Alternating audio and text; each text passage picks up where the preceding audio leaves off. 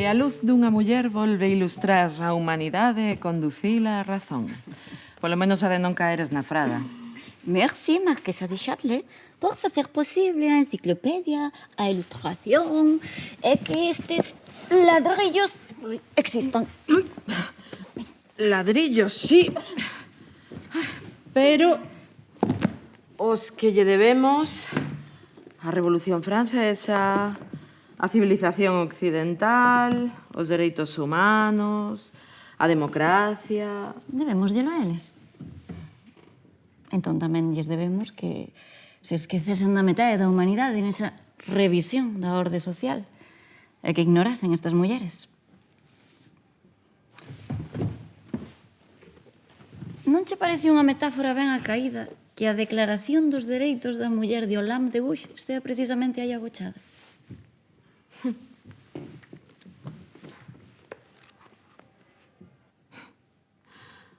Home, es capaz de ser xusto? Pregúntacho unha muller. Seguro que cando escribiu isto estaba pensando en Kant dicindo iso de... A igualdade só produce relacións de discordia nunha parella. Polo tanto, o poder debe ser dunha parte. Babel, claro. Por certo, querida, o meu francés é moito mellor que o teu alemán, Tamén as túas ideas son mellores que as miñas.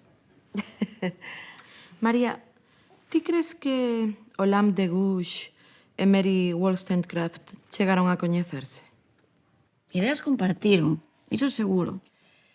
Pero... Mary estivo en París no 1792 e a Olympe mataron un ano máis tarde.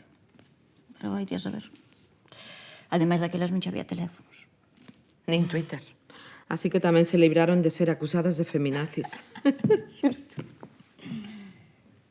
É que ti imaginas que todos eses que agora insultan ao feminismo tachando de tan moderno e tan radical soubesen que son ideas de hai moitos séculos. E moitas delas escritas por mulleres. Pero, claro, pertinentemente agochadas polo canon filosófico. Ou ti estudaches moitos filósofos no instituto? Eu? Ningunha. Pero, polo menos, zafeime da educación feminina da miña avoa. Esa centrada nas labores domésticas, que, por certo, tamén propuñan na non tan revolucionaria Revolución Francesa. Niso sí que estaban de acordo Mari e Oli. Bueno, agora xa hai unha certa confianza, non? As dúas dicían que o dereito á educación é o paso clave cara á igualdade. Olympe, que formulou o dereito ao divorcio, que as mulleres puidesen ter propiedades, foi a precursora do dereito da muller ao voto, do antiescravismo, dos dereitos da infancia. Así lle foi, non?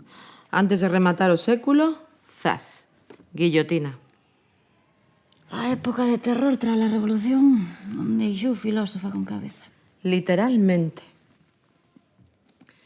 Vindicación dos dereitos da muller. María, ti imaginas como serían eses clubes de mulleres do século XIX? Tantas ideas, tantas mentes, e tan pouco que sabemos delas. A min, co que dixo Wollstonecraft, chégame. Poder sobre os homes. Non. Poder sobre nós mesmas.